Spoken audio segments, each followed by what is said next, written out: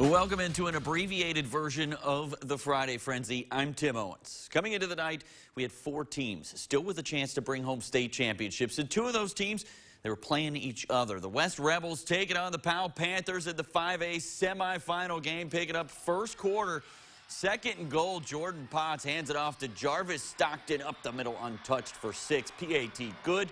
Panthers led 7-0. Now a muff punt sets up Powell for this. Potts connects with Aiden Green. He gets his feet into the end zone before he's pushed out of bounds. Another touchdown for the Panthers. That made it 14-0.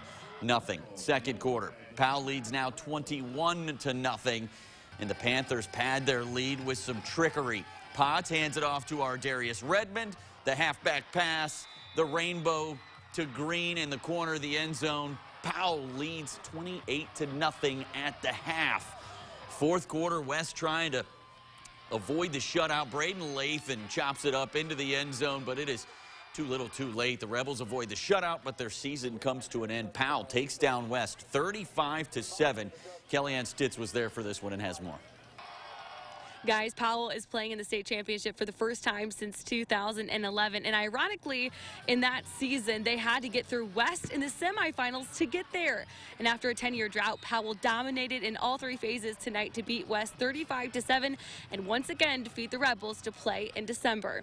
I'm so proud of them. I mean, you know, offensively, defensively, special teams made big plays. I mean, it's every single factor that you come in here with, and you tell them at the beginning, it's got to be team. It's got to be team. So tonight, they got to come out here and they got to execute at that level. Coming into this game, head coach Matt Lowe said a key to a win was slowing down West's run game, and the Panthers defense did just that, limiting West to less than 30 ground yards according to unofficial stats, and their defensive line was all over Carson Jesse all night long. When it comes down to it, that's about those young men out there changing who they are as far as the way they're perceived. And they want to be downhill players, whether you're talking about the front 4, whether you're talking about the linebackers, you're talking about a group of kids who said, hey, we're going to come out here and we're going to change our identity. And for the last 7, 8, 9 weeks, they've played downhill football, and it's been extremely tough to score on. The West Rebels have a lot to be proud of as their season comes to an end with a record of 11-3. But as for the Powell Panthers, they look forward to one more game, playing for one more win, the biggest one of the season.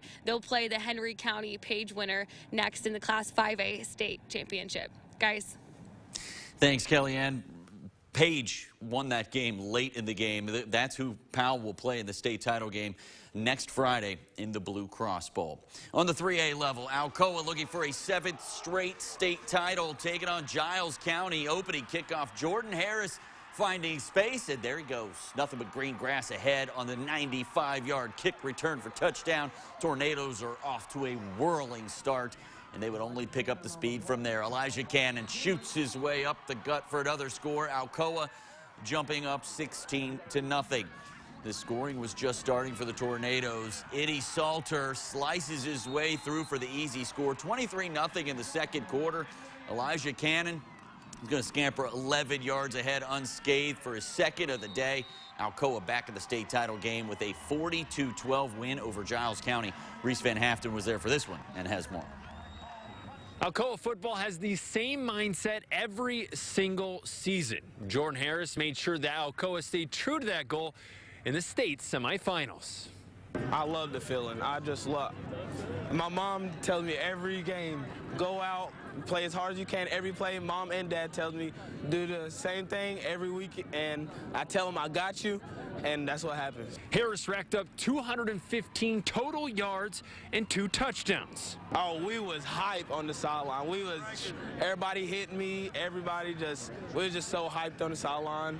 It means everything. He's a great kid. He's unselfish, makes plays. He's one of the best players and one of the better players in East Tennessee for sure. In true Alcoa fashion, it wasn't just Harris.